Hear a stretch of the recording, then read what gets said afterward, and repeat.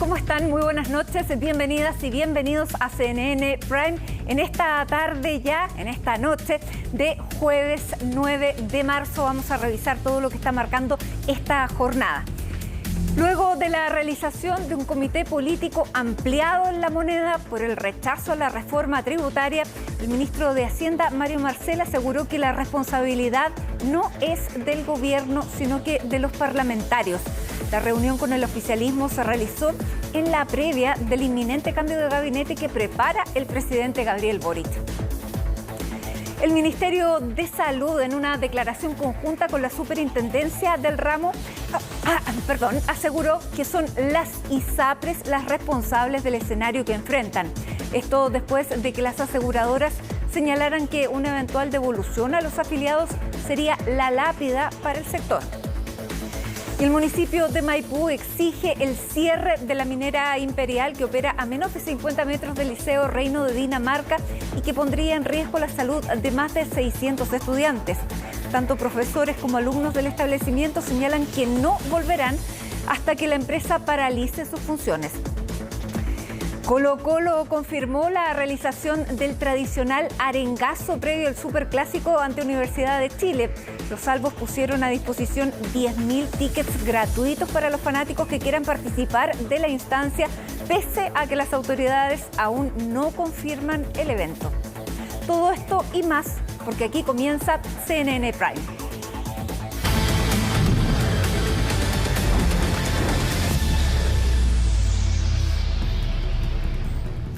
Más de 1.400 millones de pesos es la inversión total que se hará en el marco del Plan de Seguridad Vial y Prevención de Delitos, una iniciativa que contempla más de 100 cámaras y 30 señaléticas en autopistas para la prevención de encerronas. Vamos a ver los detalles en el informe que preparó Valentina Nieto.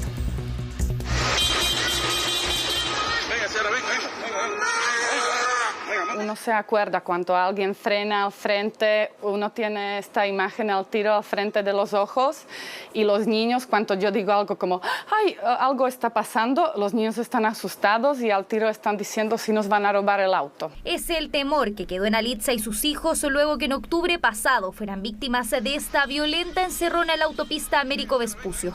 Aunque han pasado casi 5 meses, la seguridad sigue siendo la deuda pendiente. Si vuelvo a tener los niños en el auto, ir sola a una visita o circular en autopistas de Chile donde estoy igual pagando por el servicio y seguridad que me deberían entregar. Exigencia de Alitza que el Plan de Seguridad Vial y Prevención de Delitos busca alcanzar.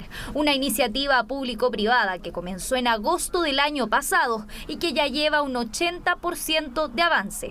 De los 1.000 millones de pesos que hoy día ya se invirtieron, hemos decidido durante este primer semestre sumarle 415 millones de pesos más. Ya tenemos instaladas o recambiadas 91 cámaras de alta resolución. En total serán 107 cámaras de seguridad, 31 señaléticas de monitoreo y 27 mejoramientos de luminaria que serán instalados en las siguientes carreteras urbanas: Radial Nororiente, Vespucio Norte, Túnel San Cristóbal, Costanera Norte, Autopista Central y Vespucio Sur, en donde además se implementarán 8 nuevos software al interior de obras y túneles.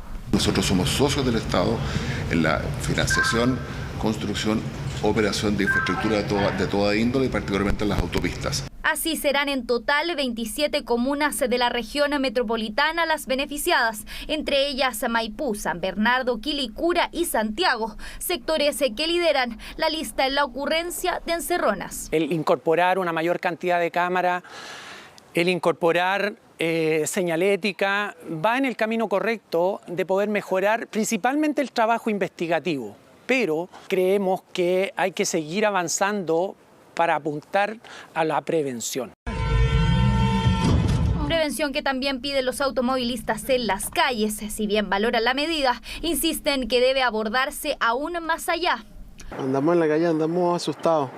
Sería excelente que tomen medidas contra eso. Más que necesario, más en la autopista donde nos cobran tanta plata mensual por una seguridad que es absolutamente no válida. Estas medidas de seguridad, porque hay más cámaras o hay más iluminación, no me da seguridad. Si veo que hay más gente castigadas y que ahora los delincuentes tienen miedo a hacer delincuencia, eso me daría mucho más tranquilidad como alguna cámara. Iniciativa en las autopistas que se suma a estrategias como el plan antiencerronas. Solo durante este 2023 ya han sido más de 1.400 los casos de robo violento de vehículos en la capital.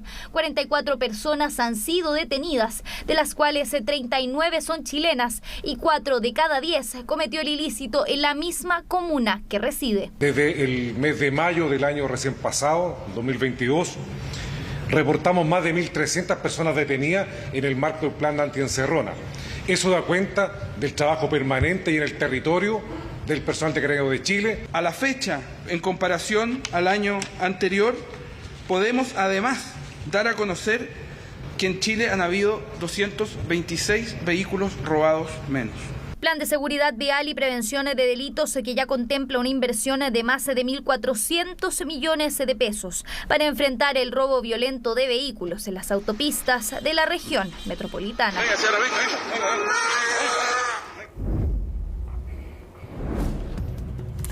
Y hasta ahora vamos a revisar y analizar el tema político del día, porque después de el sorpresivo rechazo por parte del Congreso a la idea de legislar la reforma tributaria, durante esta jornada en la mañana se citó un comité político extraordinario en el Palacio de Gobierno que presidió la ministra del Interior, Carolina Toa, precisamente para abordar con los partidos oficialistas cuál va a ser el tono para enfrentar esta derrota sobre la reforma tributaria. Aquí está Estefanía Bustamante para revisar qué fue lo que ocurrió en este comité político, dónde están las responsabilidades y qué es lo que se proyecta. Estefanía, bienvenida.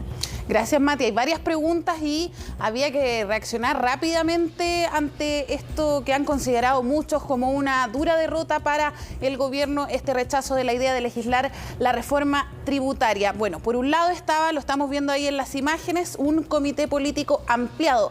Antes se habían reunido los ministros minutos antes de iniciar este comité político ampliado porque había que dar una respuesta rápida. Y también en paralelo a esto se había desplegado mediáticamente la ministra del Interior, Carolina Toa, y también la ministra vocera de Gobierno, Camila Vallejo. Había un despliegue en distintos medios de comunicación. Así es, y si bien esta reunión fue a las 8:30 de la mañana, ellas dieron una entrevista antes de las 8 de la mañana en distintos medios, así que tenían que tener un discurso, un libreto. Y había una postura clara que la vamos a ver un poco más adelante, pero en cuanto a lo que fue el comité político ampliado, no habían caras felices, eso estaba claro. De hecho, lo estamos viendo ahí, muchos no querían hablar, de hecho, al momento de llegar acá al Palacio de la Moneda para reunirse con el resto de los dirigentes de los partidos oficialistas, no estaban muy contentos y algunos incluso a la pregunta de cómo estaban los ánimos decían no muy buenos. Por ejemplo, decían desde el Partido Liberal, se asumía que no estaban buenos los ánimos. Evidentemente, porque, bueno, y ahí ya se empieza a ver las responsabilidades. ¿Dónde están las responsabilidades? Hubo falta de manejo político desde el propio gobierno, había un exceso de confianza. ¿Qué pasó con la oposición? ¿Qué pasó con estas 3 diputadas que salen de la sala? ¿Se podría haber hecho esa contención de daños? Y, en definitiva, la oposición logra instalar un discurso desde muy temprano, comenzando el mes de marzo, ya estaba muy claro lo que iba a ocurrir con la oposición y no hubo un discurso ni una postura comunicacional en respuesta a eso. Y esta respuesta, podríamos decir, llegó tardía, ha sido una respuesta bastante dura que ha dado el gobierno en las últimas horas. Fue el ministro de Hacienda quien entregó fuertes declaraciones contra la oposición, no solamente ayer, sino que también el día de hoy. Pasemos a revisar. Por muy riguroso que uno sea intelectualmente, desgraciadamente tiende a trasladar la responsabilidad por una votación no al que votó, sino que a algún otro. La responsabilidad por lo que ocurrió ayer no es del gobierno, es porque el gobierno no apretó el botón para votar rechazo a la idea de legislar. Fueron los parlamentarios y parlamentarias que así lo hicieron los que son responsables de esa decisión. Bien, ahí está, dice que la responsabilidad no es del gobierno, Mati, sino de quienes apretaron el botón rechazo. Son 71 parlamentarios los que votaron en contra y 73 a favor. Está lejos de los 80 votos que el gobierno estaba calculando para aprobar la reforma. Ahora, bien, dentro del oficialismo todos se cuadraron porque estas 3 diputadas son independientes. Votan a veces en favor del gobierno, pero son bastante, digamos, libres en sus posturas y difíciles de encasillar. De hecho, ayer aquí en CNN Prime, la ministra Analía Uriarte decía que había conversado con la diputada Pamela Giles y que ella entendía que tenía su voto. Sin embargo, eso no ocurrió. Ahora, todos los oficialistas sí estuvieron. Lo que se piensa se podría haber hecho mejor es un trabajo con los diputados del Partido de la Gente, ex Partido de la Gente, con los diputados ex DC, y ahí se podría haber, digamos, tenido los votos que se necesitaban, pero el gobierno estaba confiado, incluso la oposición estaba confiada en que esto se iba a aprobar y se iba a seguir discutiendo en el Senado. Sí, era la idea, estaban los cálculos, te decía yo, Mati, 80 votos calculaban, incluso las 3 diputadas que se ausentaron de esta votación, se entiende que habían comprometido sus votos a favor. Por otro lado, tú mencionabas ahí un bloque bien importante al que hay que estar apuntando, no solamente en la reforma tributaria, sino que en otras reformas, en otros proyectos que tenga el gobierno a futuro, que son Partido de la Gente, ex-PDG, también los ex-Democracia Cristiana, y eso fue el cálculo o al menos el análisis que se hizo durante esta mañana en el Comité Político Ampliado. Varios reconocían y nombraban directamente a estos grupos de parlamentarios. Ahí hay que mejorar el diálogo político, decían ellos, y no solamente con ellos, sino que también con la oposición. Se reconocía esto con la oposición en general, incluyendo la derecha, pero por otro lado también, Mati, se apuntó a la derecha, se decía que habían hecho caso al Partido Republicano, decían algunos, y era bien parecido lo que dijo el gobierno a lo que salieron a decir también los partidos oficialistas. Podríamos decir que después del Comité Político Ampliado, la idea fue mostrar que todo el oficialismo, al igual que en la votación de la reforma tributaria, estaban cuadrados completamente detrás de la gestión prelegislativa del gobierno. ¿Por qué es importante mencionar esto? Porque hubo un trabajo prelegislativo y también hubo una discusión ciudadana en torno a la reforma tributaria. Así es. Ahora, lo que tú mencionabas también era bien importante, porque está esta discusión prelegislativa, pero cómo se abordó también comunicacionalmente frente a lo que era la estrategia comunicacional de la derecha. Y es ahí también el análisis que se está haciendo a futuro en cuanto a los caminos que se pueden elegir a la reforma. Exactamente, porque el ministro Mario Marcel y Hacienda salen el último y el penúltimo día. El penúltimo día aparece un PowerPoint donde está claramente estipulado cuáles son las consecuencias para las pymes, que era uno de los debates, que las consecuencias para el gobierno no eran consecuencias negativas, muy por el contrario. Sí. También estaba la cantidad de veces y la cantidad de indicaciones que se habían acogido por parte de la oposición y que se habían votado, que eran más de 90. Sí. Había todo un discurso que nunca se dijo. Estaba que, claro, que no se iban a poder financiar la PGU, la pensión garantizada universal. Por lo tanto, claro, había un discurso que se dio después de la votación, porque si no la gente hubiera tenido una idea mucho más clara y tal vez la oposición le hubiera resultado más difícil convertirse en los que están en contra de esos beneficios.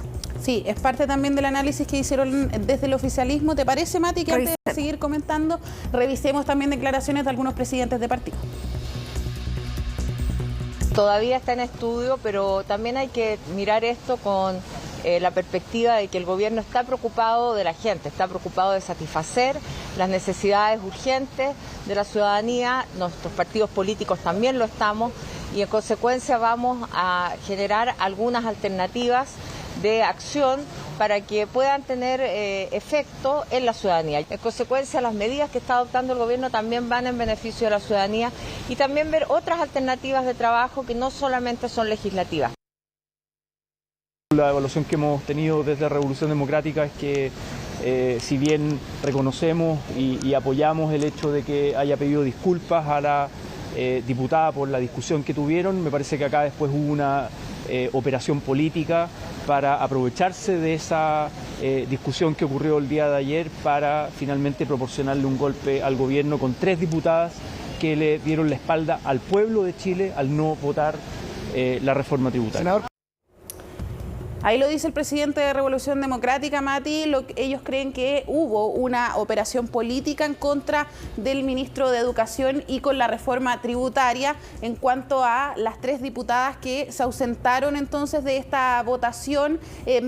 Confían todavía en la labor del ministro de Educación, lo vamos a estar viendo un poco más adelante, pero lo que dicen es que existió una operación política. Ahora, hoy día fueron recibidas muy violentamente o agresivamente, más bien esa es la palabra, por parte de diputadas del Partido Comunista que les gritaron cosas bastante duras a las diputadas que se ausentaron el día de ayer.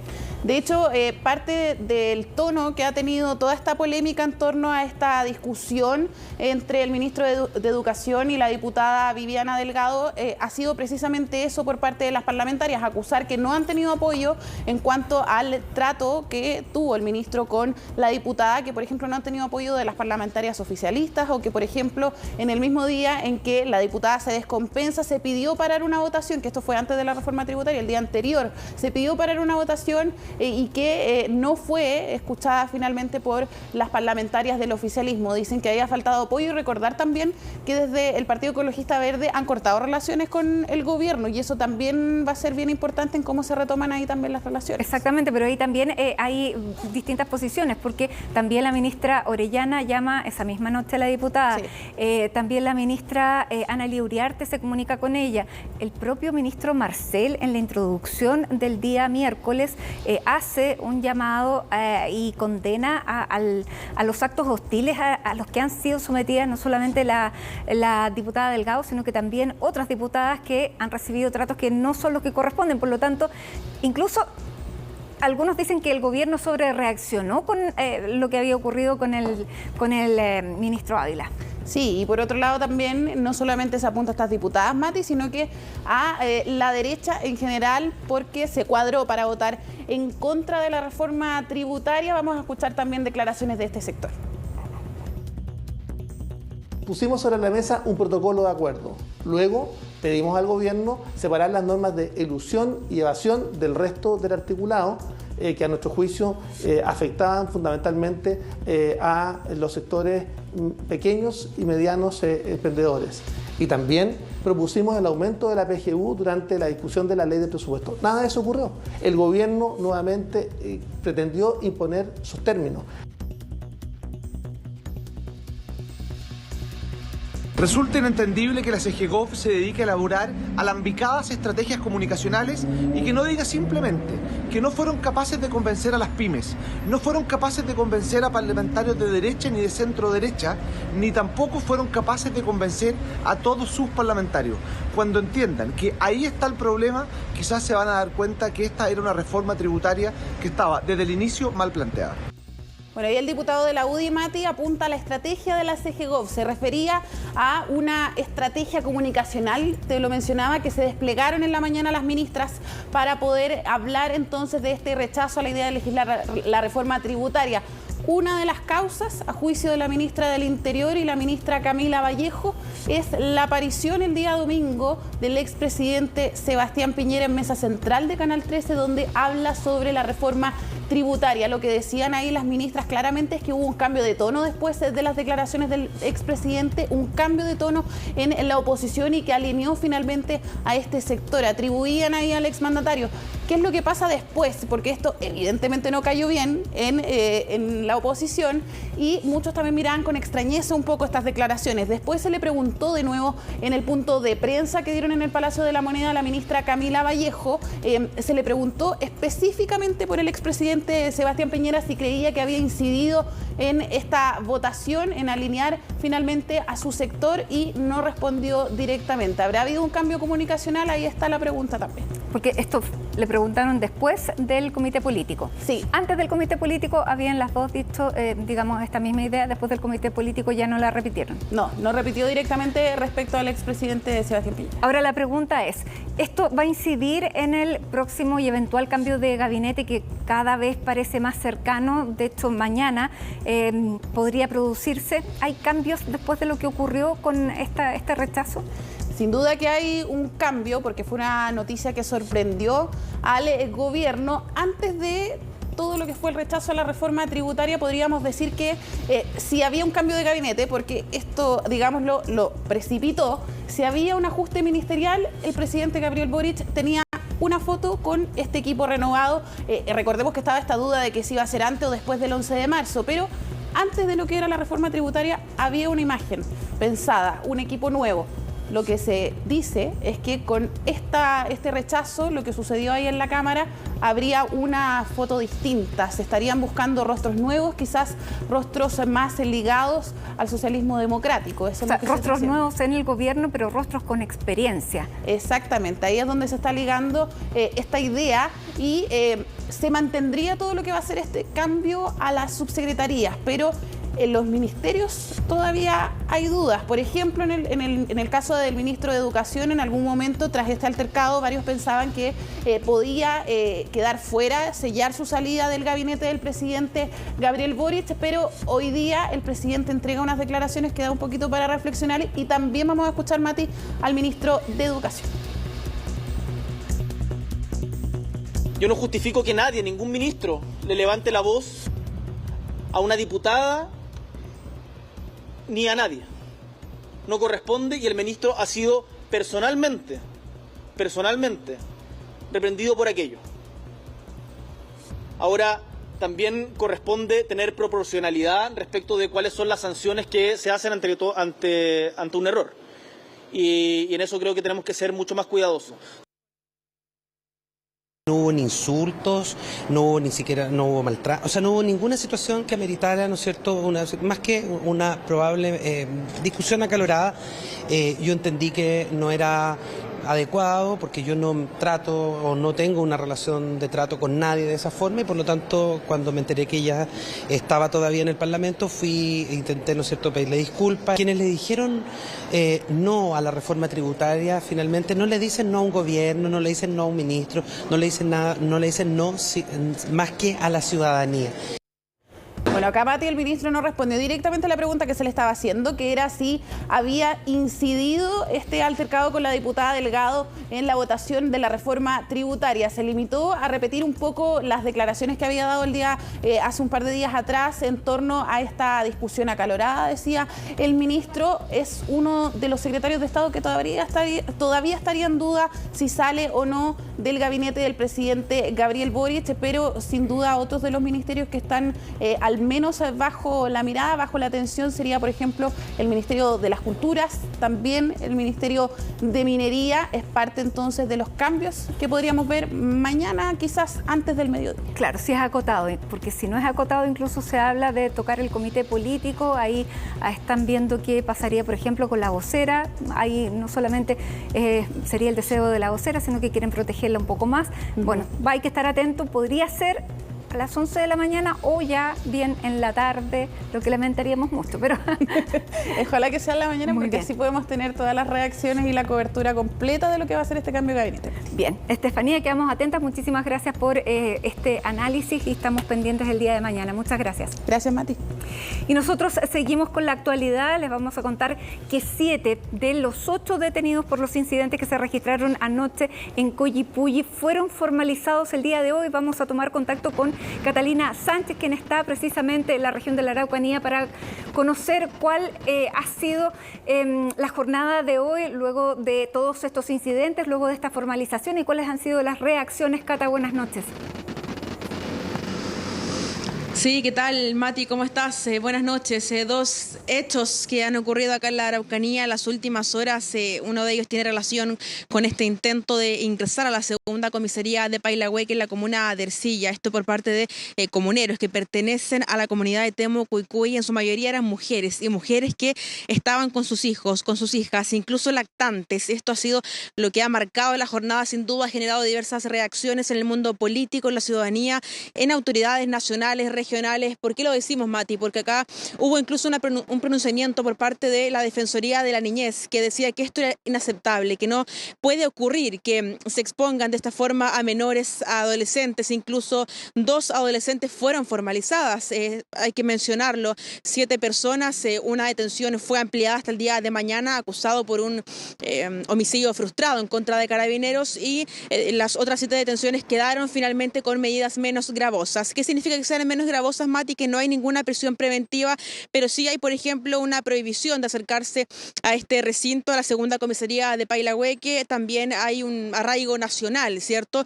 Pero lo que marcó la jornada sin duda fue la presencia de niños. En videos que se viralizaron rápidamente por redes sociales daban cuenta, incluso sin tapar el rostro, Mati, de que estos menores tenían que correr para evitar posibles enfrentamientos con el personal uniformado, con carabineros que se encontraban en ese momento cuando ocurrieron estos hechos. Para contextualizar brevemente, Mati, ocurrió producto de una incautación que se generó en pasado febrero de este año, cuando se logró incautar maquinarias y también cereales, trigo, a la comunidad de Temo Cuicuy. Ellos ingresaron, según dijeron las autoridades, violentamente para poder exigir que se les devuelvan sus alimentos. En ese instante se genera entonces un enfrentamiento entre las comuneras, entre los uniformados, y surgen ciertas reacciones por la presencia de los niños en ese lugar. Las autoridades se refirieron justamente a este video que generó diversas reacciones. Te invito a que pasemos a revisarlas.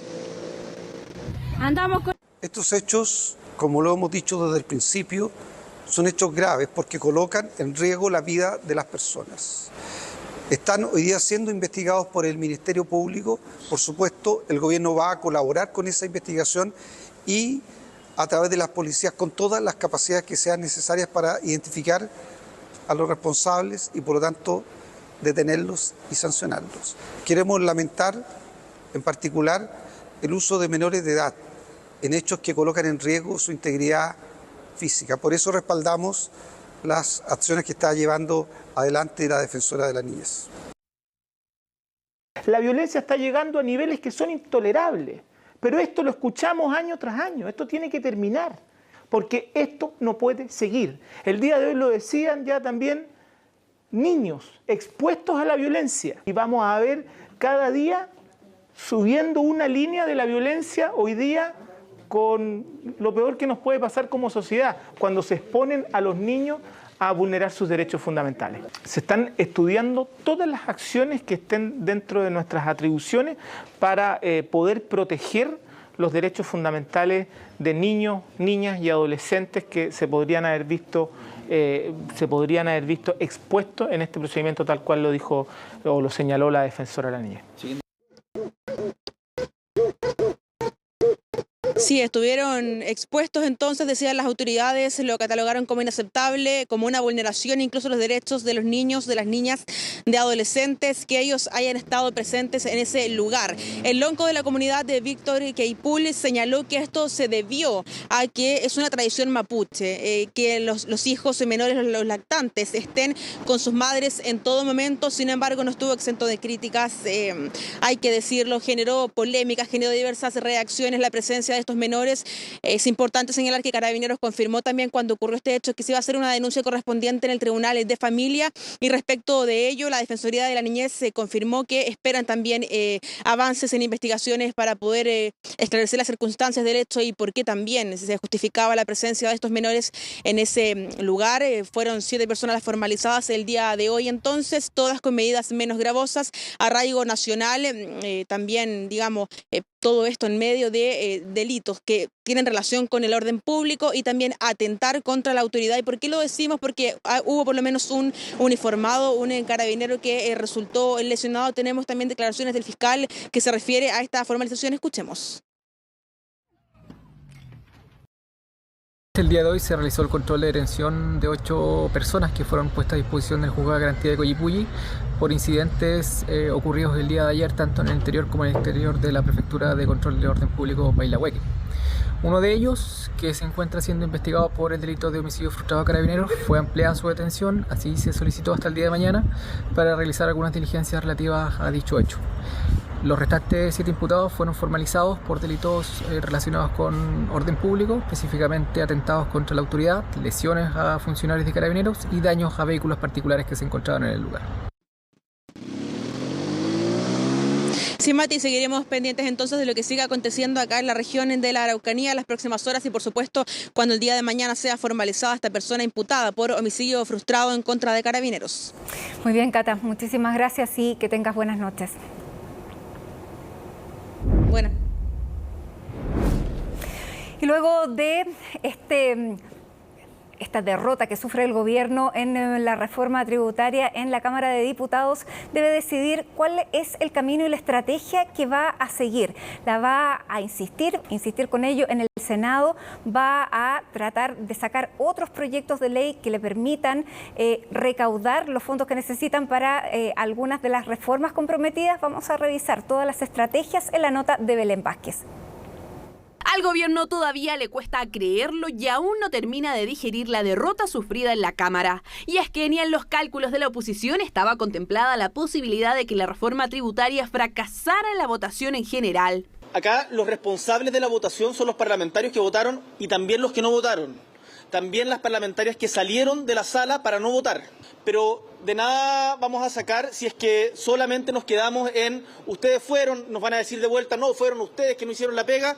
El punto es que los chilenos pierden. Un día después de la votación que rechazó la idea de legislar, el Ejecutivo todavía no tiene claro qué hacer con el proyecto que financiaría el alza en la PGU, mejoras en salud y educación, entre otras. No tengo nada que decirles por el momento. El presidente todavía está en el norte, así que cuando él vuelva tendremos la oportunidad de evaluar escenarios alternativos. Tuvimos una larga conversación con los partidos oficialistas donde lo importante, el respaldo para poder encontrar los caminos que nos permitan recuperar lo esencial, ¿no? Tras lo que sucedió el día de ayer con la votación de la reforma tributaria. De esa conversación debe emanar la apuesta que haga el Ejecutivo para sacar adelante uno de sus proyectos emblemas.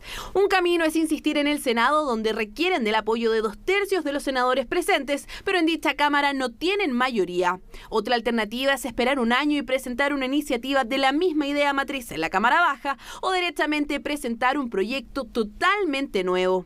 Aún en análisis, ni en sus propias filas hay consenso sobre cuál es la opción más viable. Los partidos de gobierno no somos mayoría dentro de las cámaras, necesitamos generar acuerdos. Si esa voluntad existe, uno puede encontrar el mecanismo, ya sea por vía de los 2/3, por vía de la insistencia, ¿cierto? O si no, lamentablemente esperar un año.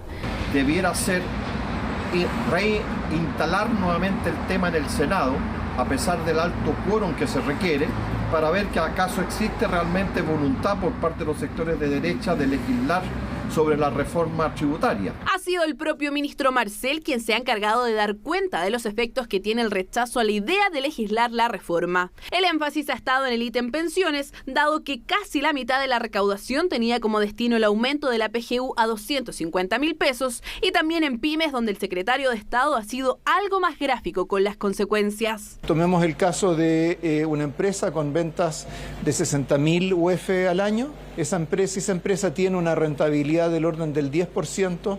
Eso significa que en los próximos 2 años esa empresa va a pagar 36 millones de pesos más de impuestos respecto de lo que determinaba el proyecto de reforma tributaria. Al gobierno se le ha criticado el tono con el que ha enfrentado el rechazo de su iniciativa, desde las celebraciones de los evasores de impuestos hasta adosar responsabilidades al expresidente Sebastián Piñera han sido parte de las reacciones del gabinete. Le pediría al gobierno y particularmente al ministro Marcel que no siga con declaraciones de descalificación que promueven odiosidad y polarización. El gobierno nuevamente pretendió imponer sus términos, con falta de capacidad de diálogo y también con falta de capacidad de ordenar a sus propios miembros de sus coaliciones de gobierno. Los cuestionamientos han llegado incluso al propio mandatario, quien criticó duramente a quienes rechazaron la idea de legislar. El punto es que cuando él fue parlamentario, también votó en contra de la idea de legislar la reforma tributaria de la administración anterior. La reforma que se había propuesto durante el gobierno anterior era para bajar impuestos, era para llegar menos recursos, cuando lo que es consenso que necesitamos es otorgar mayores mayores recursos para poder garantizar mayores derechos.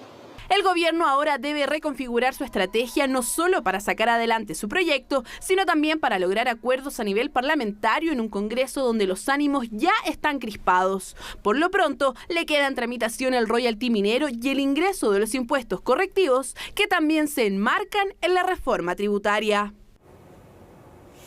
Luego del intento de robo en el aeropuerto de Santiago, las autoridades reconocieron que se deben replantear las medidas de seguridad para prevenir este tipo de delitos.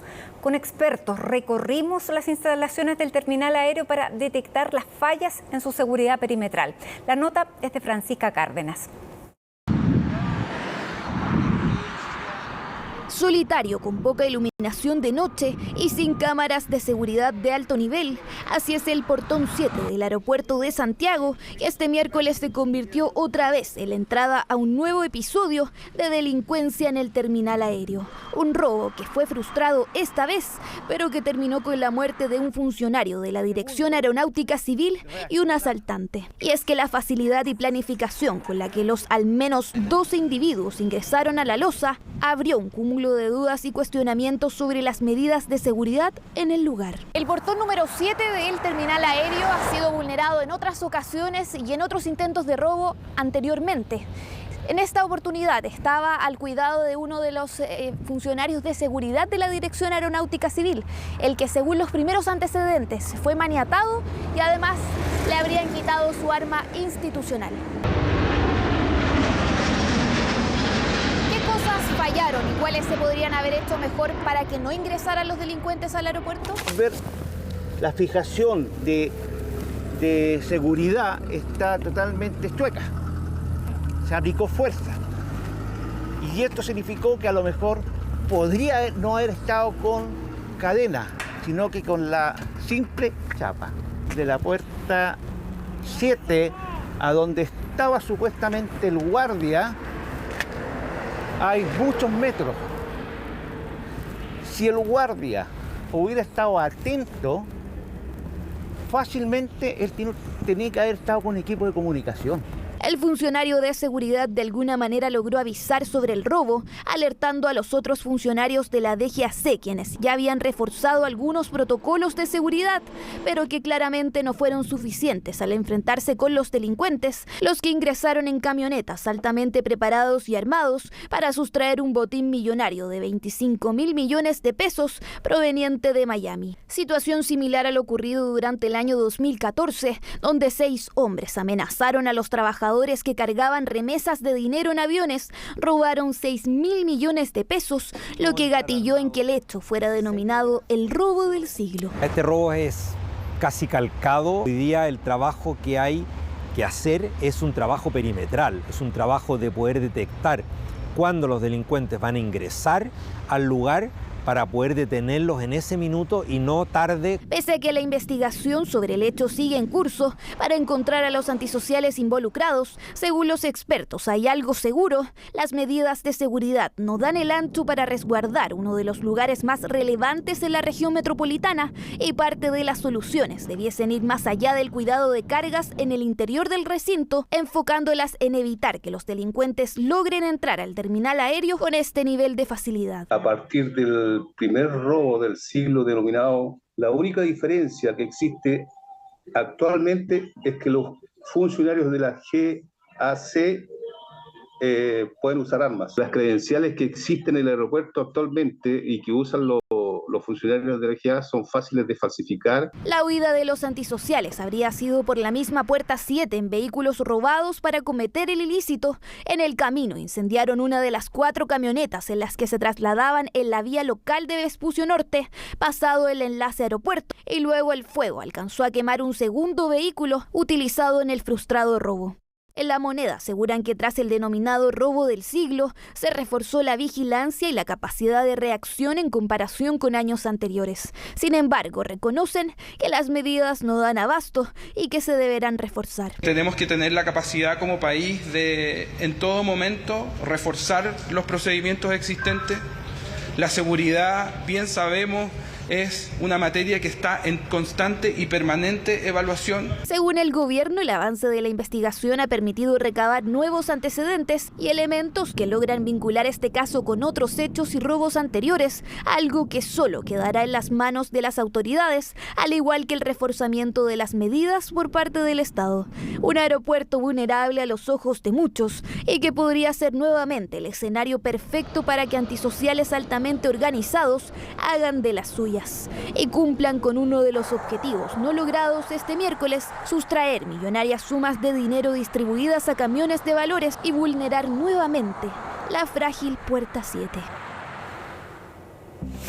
Nuevamente las ISAPRES están en el centro de la discusión luego que la Superintendencia de Salud fijara en un 2,6 el porcentaje de tope alza para los planes de este año.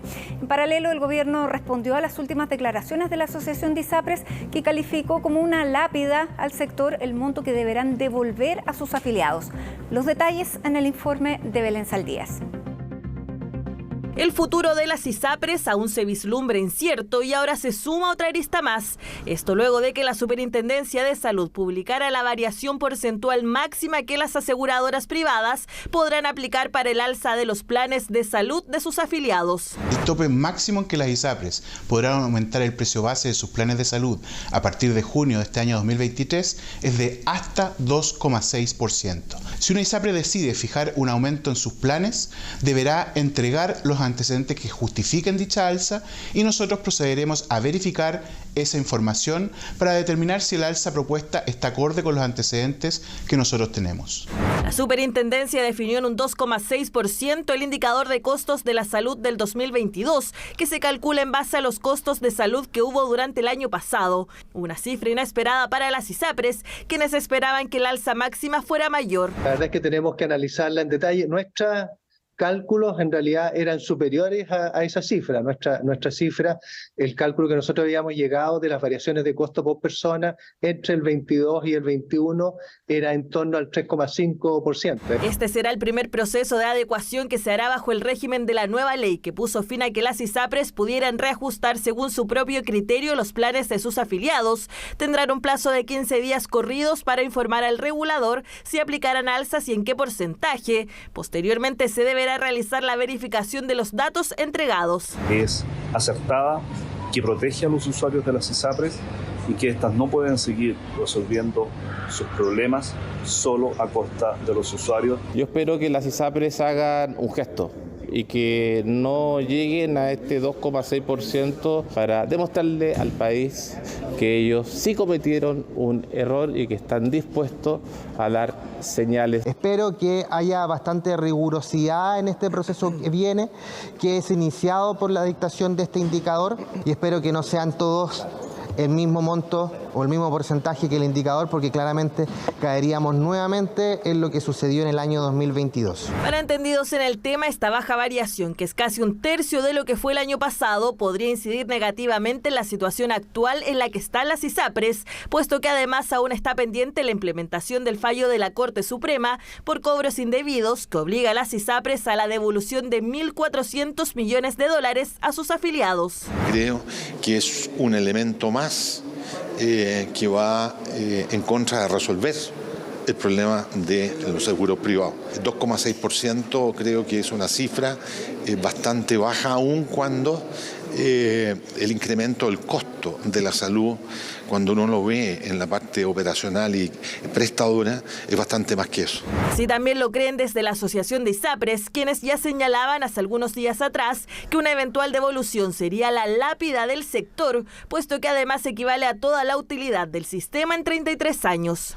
Lo que vemos es que las cifras que se han indicado, que han salido, no son compatibles con lo que nosotros interpretamos del fallo y con la posibilidad concreta de que las instituciones efectivamente puedan seguir operando bajo esas condiciones.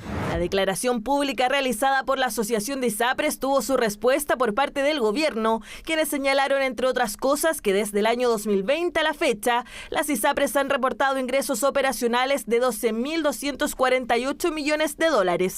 Las ISAPRES son responsables del actual escenario que enfrentan y el gobierno cumplirá con el mandato de la Corte Suprema. Hay que recordar que la Asociación de ISAPRES se ha negado a ser parte de la solución del problema que ellas mismas generaron y por lo tanto a resguardar el acceso a la atención de salud de más de 13 millones de personas que pertenecen al sistema de salud privado. Además, desde el gobierno llamaron a las aseguradoras privadas a priorizar a sus afiliados, ponerlos en el centro de la solución y sumarse de manera constructiva al trabajo que se está realizando para que se tengan buenos resultados. La discusión entre el ministro de Educación y la diputada Viviana Delgado puso en el debate el caso del Liceo Reino de Dinamarca en Maipú. Más de 600 estudiantes no han podido iniciar el año escolar por el riesgo de salud que provocan las irregularidades de la minera Imperial. Los detalles en la nota de Daniela González.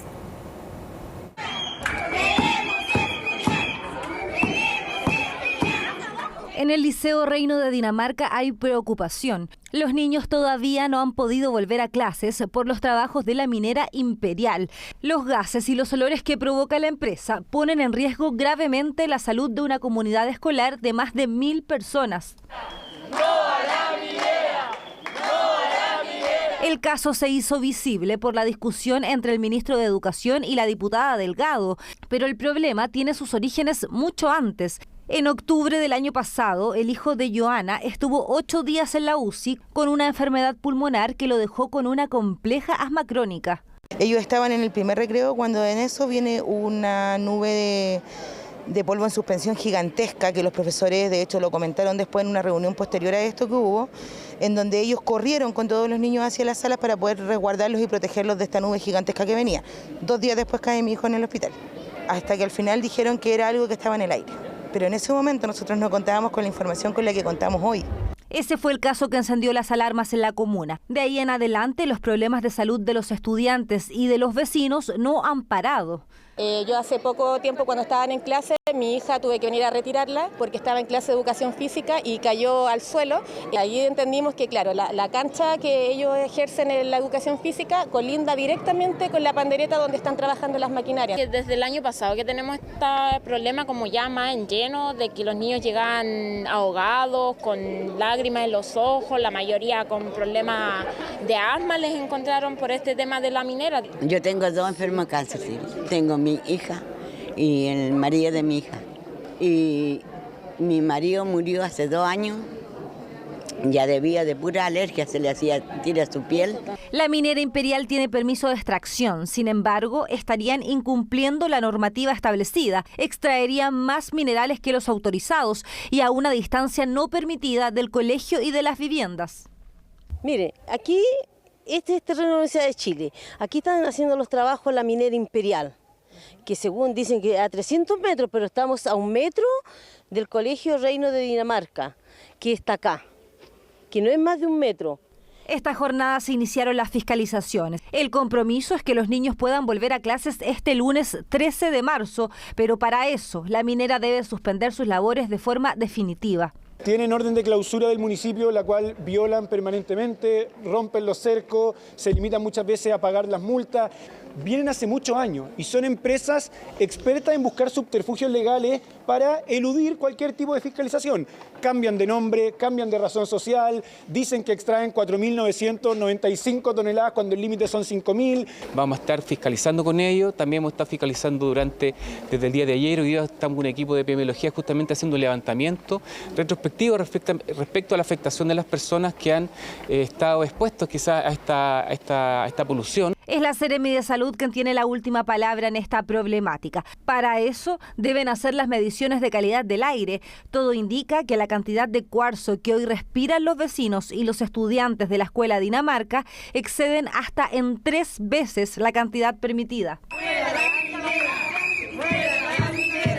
El compromiso es uno. Este 13 de marzo los niños vuelven a clases, siempre y cuando la minera no esté funcionando. Hoy Imperial tiene paralizadas sus labores, pero si la empresa insiste con las irregularidades en la extracción de minerales, será clausurada.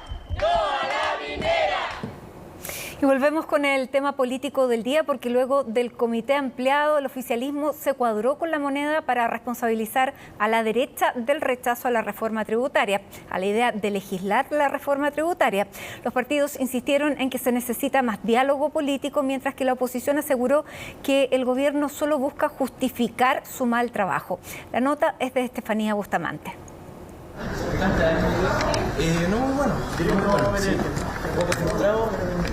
No eran caras felices las del Comité Político Ampliado, que se reunió de forma extraordinaria tras el rechazo a la reforma tributaria. A la vuelta voy a conversar con usted. Gracias. Es que había que reponerse rápidamente para dar una señal unitaria y un directo mensaje a quienes votaron en contra. La responsabilidad por lo que ocurrió ayer no es del gobierno, es porque el gobierno no apretó el botón para votar rechazo. Fueron 71 los parlamentarios que votaron en contra versus los 73 a favor, lejos de los 80 votos que pronosticaba el gobierno antes del altercado entre el ministro de Educación y la diputada Viviana Delgado, hecho que varios dicen incidió en la votación del miércoles. Después hubo una operación política para aprovecharse de esa discusión que ocurrió el día de ayer para finalmente proporcionarle un golpe al gobierno con 3 diputadas que le dieron la espalda al pueblo de Chile. Seguramente tiene una estrategia de asfixiar, de hacer que el país no avance lo que debe avanzar, porque implicaría valoraciones a la gestión de gobierno, lo que es una mirada muy restrictiva. El oficialismo respaldó la gestión prelegislativa del comité político, especialmente de la SECPRES,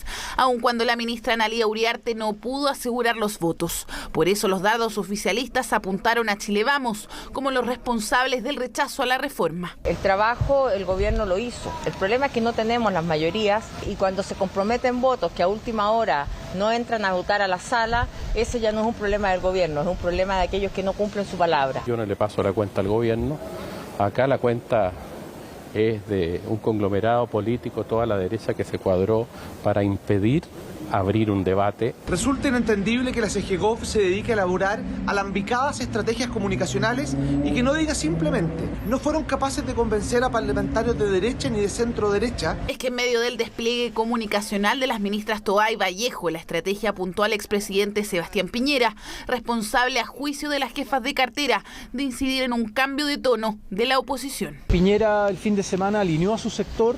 Piñera, sabemos, es uno de los súper ricos en nuestro país, pero creo yo que acá la música la está poniendo la derecha más radicalizada. El Ejecutivo está tratando, ¿no es cierto?, de justificar de alguna manera el mal trabajo que ha hecho. La reforma tributaria era una muy mal reforma, se lo dijimos en todas las formas, había y por haber. Y aunque más tarde la CGGOV no insistió con responsabilizar al exmandatario, Renovación Nacional envió una carta al presidente Boric para pedir moderación del gobierno. Es que dicen no ser culpables del fracaso que sufrió la reforma en la Cámara. Lo peor que podemos hacer hoy es romper los puentes con quienes rechazaron esta reforma.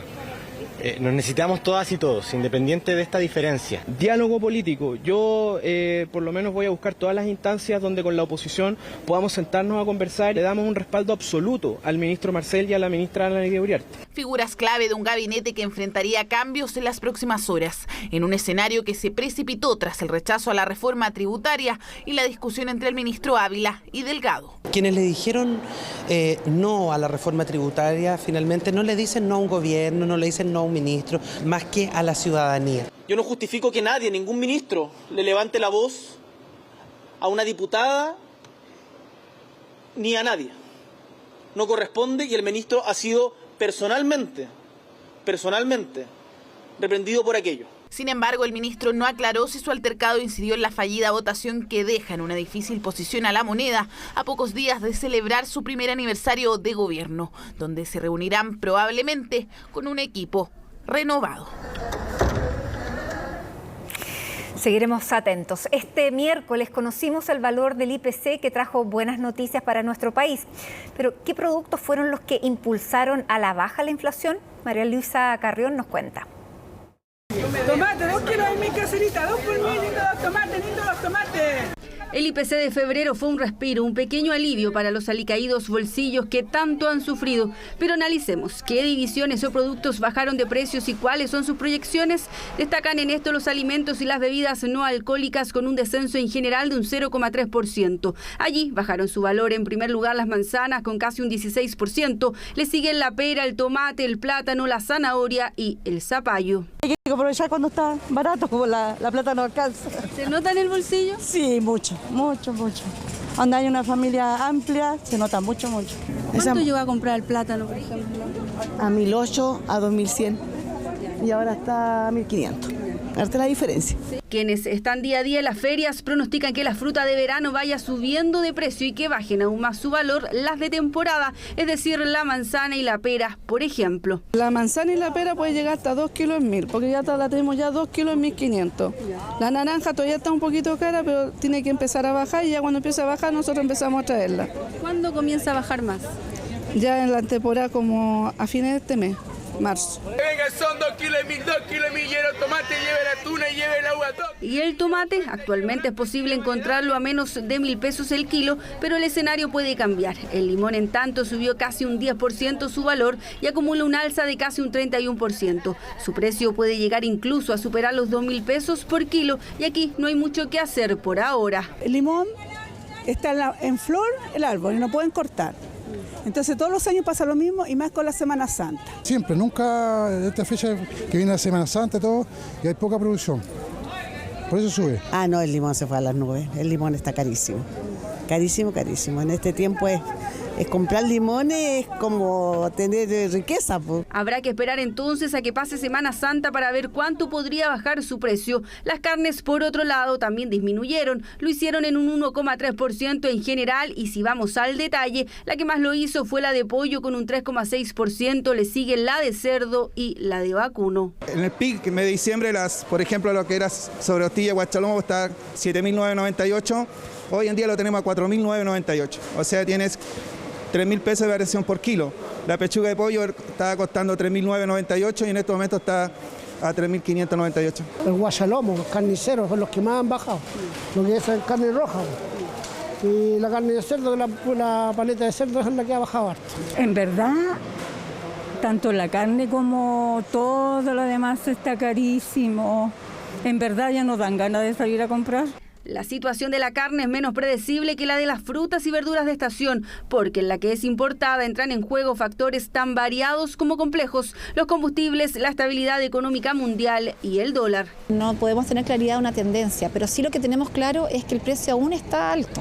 El precio del dólar debiera ser más bajo, pero estos elementos, la incertidumbre, la inestabilidad política, económica, global, afecta directamente a la moneda. Por lo tanto, proyectar cuál va a ser la tendencia de los próximos meses es muy difícil. Pero el dólar no solo influye en los alimentos importados, también impulsó a la baja el valor de los pasajes aéreos y los paquetes turísticos. Ambos se ubicaron entre los elementos que más bajaron de precio en febrero. El transporte por aire lo hizo incluso con casi un descenso de un 28%. Podría mantenerse en el mes de marzo en la medida en que el precio del dólar se mantenga bajo, en que el costo del combustible también se mantenga más bajo, por cuanto el dólar afecta a los precios, dado que los precios que vienen en dólares se transfieren a pesos y si obviamente el tipo de cambio es más bajo, lo que nosotros pagamos es menos. ¿Cuál es la proyección? Si estos dos factores bajan, podrían disminuir aún más los precios, considerando que también lo hace por esta época la demanda. Además, el sector prepara una nueva versión para el 20, 21 y 22 de marzo del Travel Sale, con ofertas para la temporada media y baja.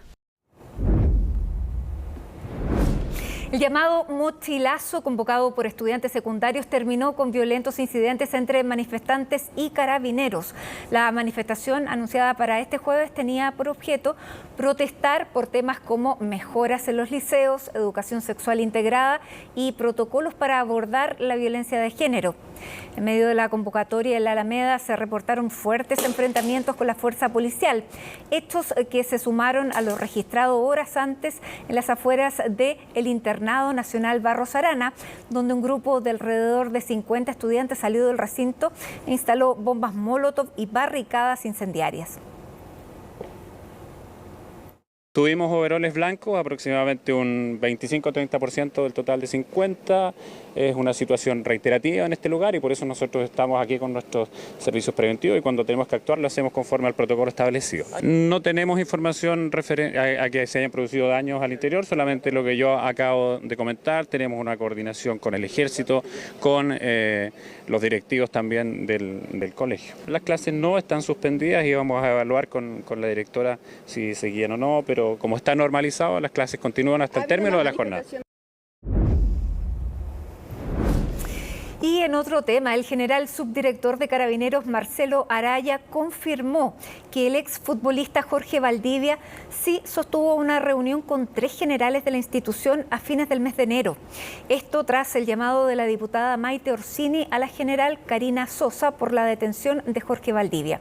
Desde la institución descartaron algún tipo de intervención en el procedimiento policial. Efectivamente, la reunión se produjo.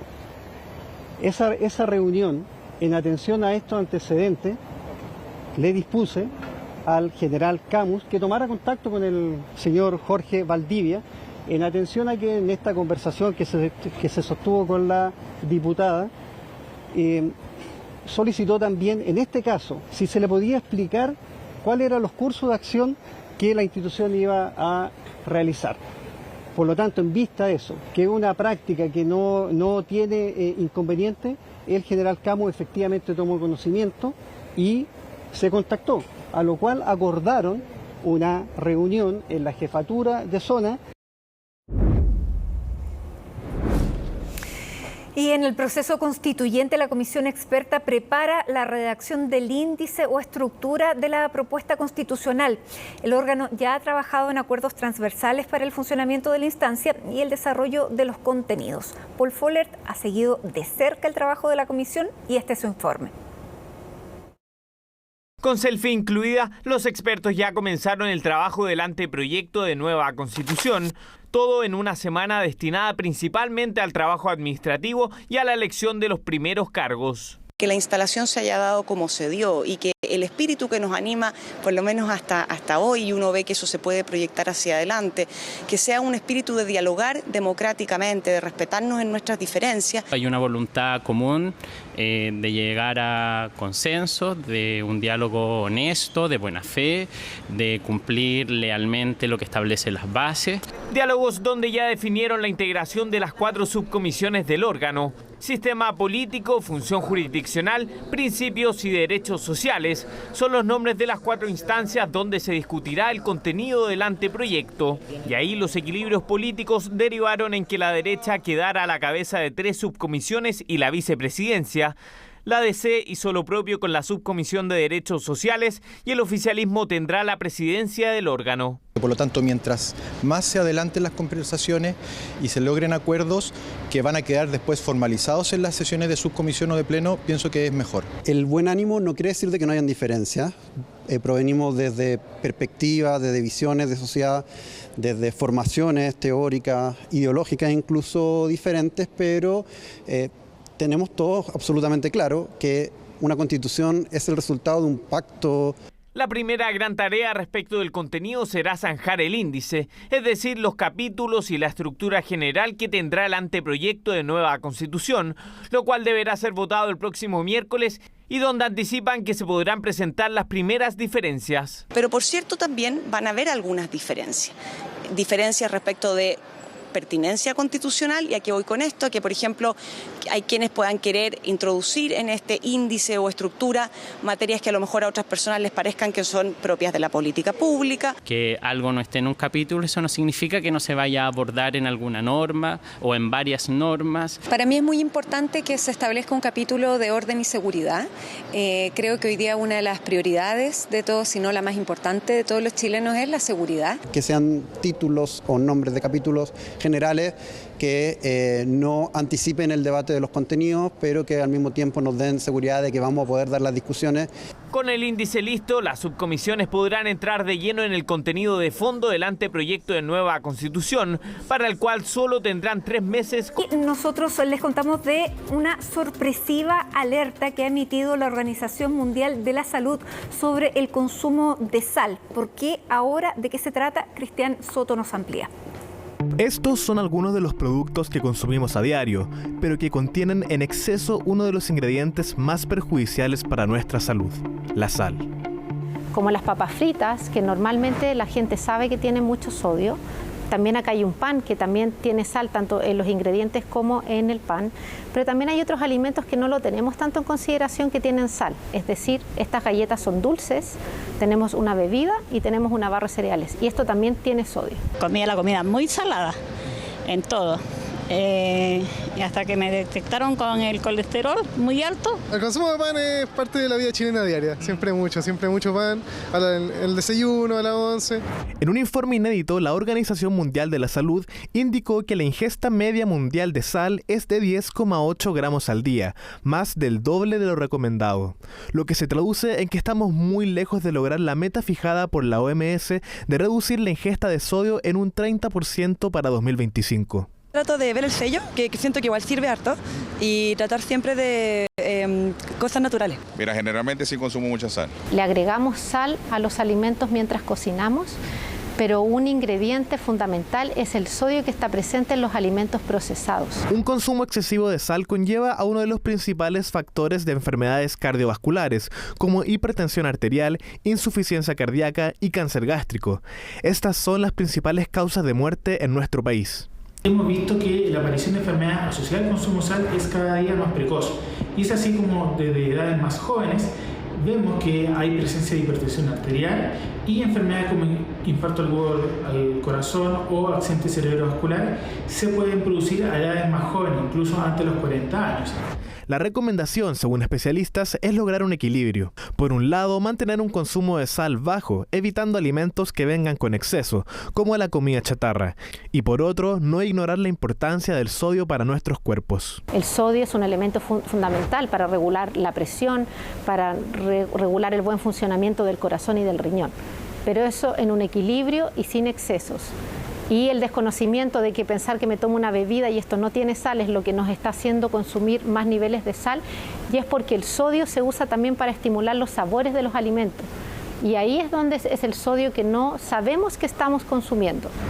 Según la Organización Panamericana de la Salud, en Chile aproximadamente 1 de cada 4 hombres y 1 de cada 5 mujeres vive con hipertensión, lo que equivale a más de 4 millones de personas.